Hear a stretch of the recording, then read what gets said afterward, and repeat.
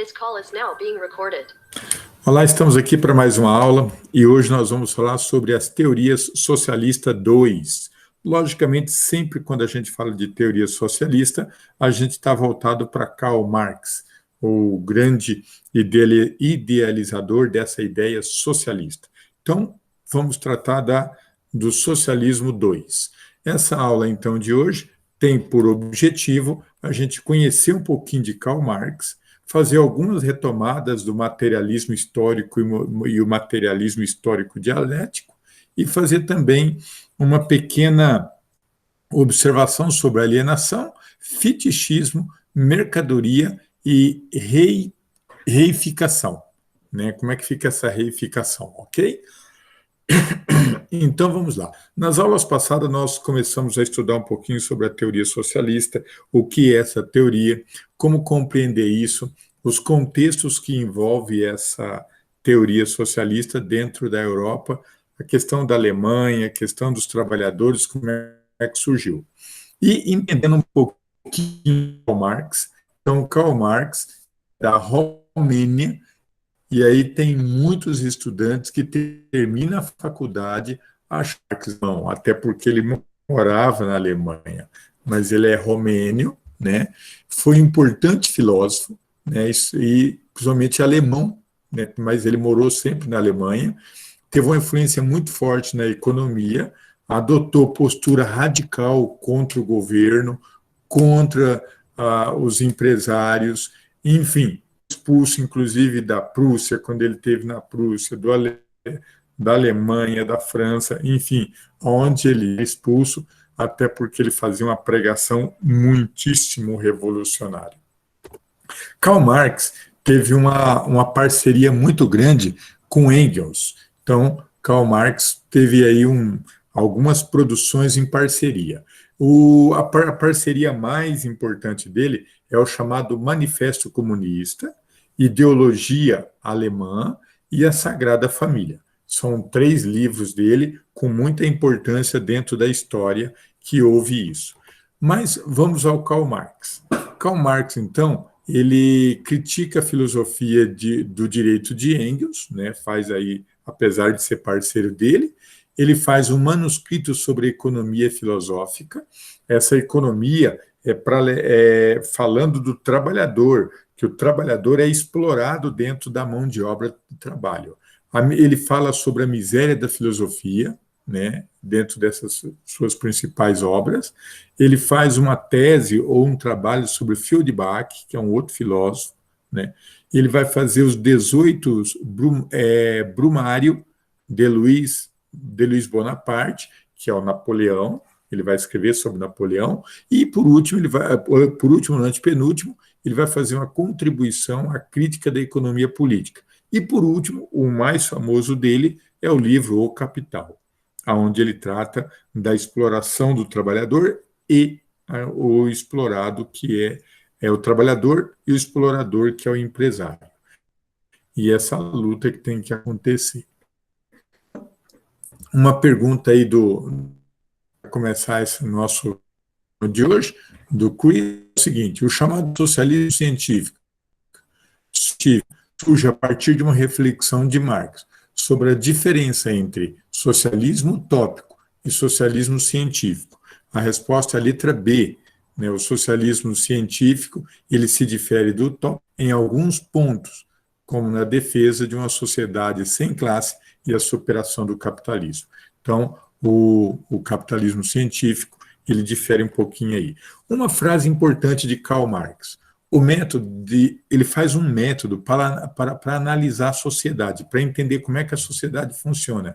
E ele leva em consideração algumas condições históricas. Por exemplo, toda vez que um governante fala determinada coisa, é porque ele vai fazer determinados objetivos com essa população. Exemplo, por exemplo, quando um presidente do Brasil ganhou uma campanha, o presidente Collor, em 1990 ele assumiu, ele dizia assim, eu vou tirar o dinheiro de mercado, e eu vou abaixar a economia. O que é o dinheiro de mercado? É o dinheiro do povo. E o que ele fez quando ele ganhou? Saqueou a poupança. Então, ele faz um método de avaliação do povo. Então, ele diz o seguinte: se o povo tiver educação, se o povo estudar, se o povo tiver cultura, ninguém domina esse povo. Nenhum governo domina o povo se ele estudar. Agora, se o povo estuda, esse povo ganha cultura. E esse povo ganha cultura, esse povo não deixa o governo explorar. E até hoje, a história de todas as sociedades é a história de luta de classe. Sempre tem. Se pegar agora, por exemplo, os professores estão lá na Assembleia em Curitiba, então estão manifestando, tem o ônibus da nossa cidade, de vez em quando entra em greve, essa luta de classe dos donos dos ônibus com os trabalhadores que trabalham nesses ônibus. Ora, constantemente os bancários entram em greve. Essa luta dos banqueiros contra os bancários, né? Bancários são os trabalhadores, banqueiro é o dono do banco. Então, essa luta que existe, eles lutam por melhores condições de trabalho, melhores salários, melhores condições de atendimento à população. Ora, visto de vez em quando também a saúde entra em greve, as faculdades, os colégios. Então, essa luta que existe de um lado quem tem o poder e manda, do outro quem tem que trabalhar e é explorado por esse mandante. Karl Marx vai trabalhar muito essa questão aí da dialética. O que é a dialética? A dialética é um fenômeno chamado tese, antítese e síntese. Tese, antítese e síntese. Então você tem uma tese, você tem uma antitese, uma negação, e você tem uma síntese. Eu vou fazer um exemplo aqui. Chega uma pessoa e fala assim: todo homem é bom. É uma tese. A antítese diz: não, todo homem é mau. É o contrário. Aí, ao invés da gente brigar, se degladiarem, vai vir uma terceira pessoa falar: não, gente, não é que todo homem é bom e todo homem é mau. Existem homens bons e existem homens maus. Só que quando você fizer uma síntese, você já constrói uma nova tese.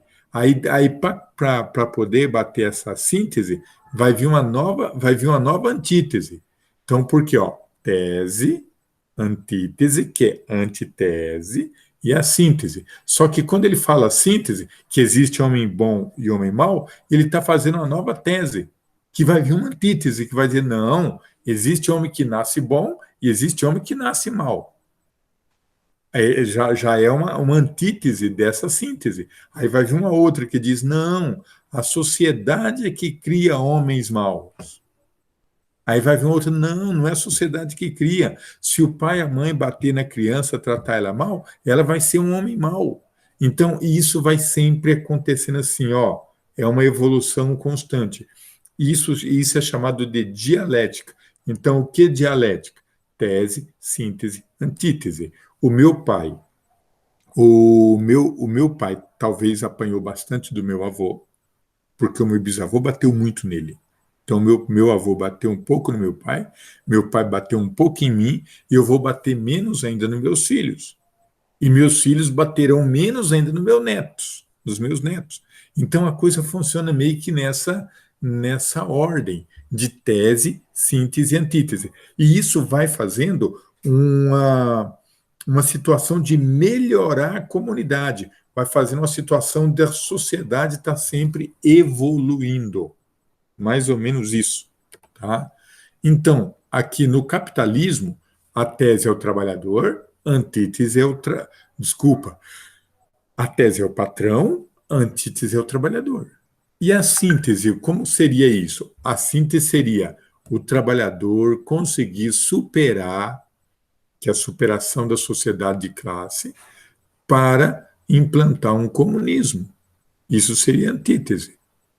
Mas a gente sabe que essa antítese não chegou a acontecer, porque você tem o capitalismo, você tem o socialismo, depois o comunismo. O comunismo não chegou ainda, né? Quase nenhuma sociedade. Então a gente tem aí o que é o materialismo de Karl Marx. O materialismo histórico, dialético, explica a história. A história, como é que ela aconteceu ao longo do tempo, como é que ela evoluiu. Por exemplo, vamos pegar aqui. O que é o pedágio? O pedágio é um instrumento de cobrar alguém que passa por uma região geográfica. O pedágio foi feito mais ou menos no ano de 1800 a.C. Então, o pedágio foi feito mais ou menos a 1800 a.C., lá pelos babilônicos, assírios, caldeus, filisteus, esses povos todos, inclusive parte dos egípcios, fizeram o tal do pedágio. O que era o pedágio? Era cobrado pela quantidade, você passava com os animais no meio das plantações de quem tinha plantação, e daí você pagava para essa pessoa por você ter estragado a plantação dele. Mas era pedágio para você passar a pé com os animais. E teve muita corrupção lá. Teve corrupção na Babilônia, teve corrupção nos assírios, nos caldeus, nos filisteus, nos sumérios, inclusive com os egípcios teve corrupção. Isso no pedágio, porque era para pegar esse dinheiro, passar para os reis investirem na comunidade. Não passavam, corromperam, roubaram. Aí a gente pegou aqui no Brasil e criou um tal de pedágio. Gente, pedágio para um objeto de 4 rodas. Nem trocar o número eles trocaram, né? E colocaram pedágio. E, pelo visto, não sei se estão roubando aqui, mas se for olhar direitinho, não sei não, hein? Então, essas coisas ocorrem muito. Vamos a uma pergunta. Qual dessas ideias é fundamentalmente do materialismo histórico dialético de Karl Marx? É a B. A letra B, o modo de produção e a vida material condiciona o processo da vida social. Então, o nosso modo de produção e da nossa vida material condiciona o processo da nossa vida social, politicamente e espiritualmente. Então, a nossa condição de vida, aquilo que a gente condiciona a nossa vida. O que é a alienação? A alienação é assim, ó. Vem da ideologia. Eu tenho uma ideologia. O que é uma ideologia?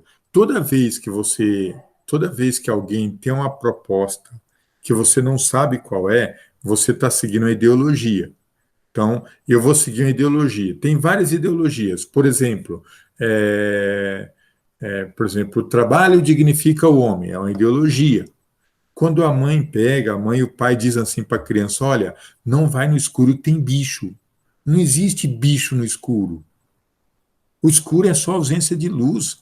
Mas é que o pai e a mãe estavam com medo do filho sair à noite, estavam com medo da sexualidade, da filha voltar grávida. Só que o pai não fala isso. Ele usa de uma ideologia.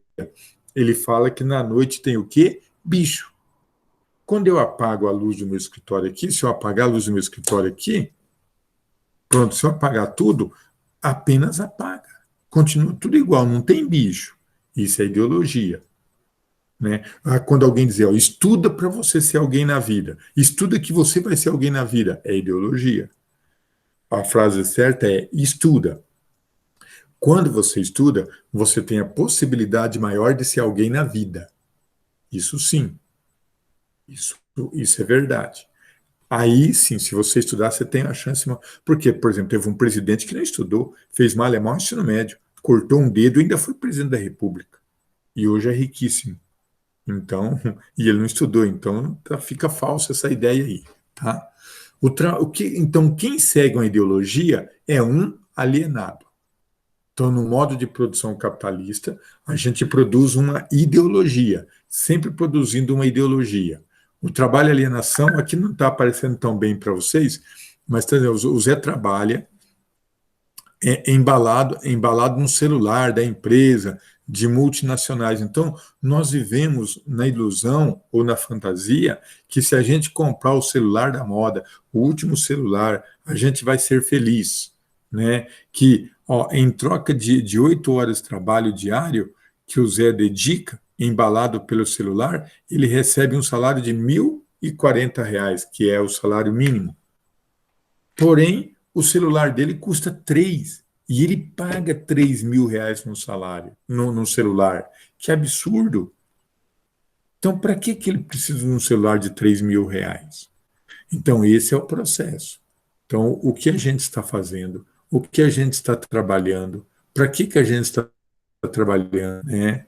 Então, esses são os problemas. E a gente acredita que se você tiver o tempo da hora, você vai ser feliz. Se você tiver o celular da hora, você vai ser feliz. A roupa da hora, enfim, a moto, o carro da hora, você vai ser feliz. Ou vai ser reconhecido?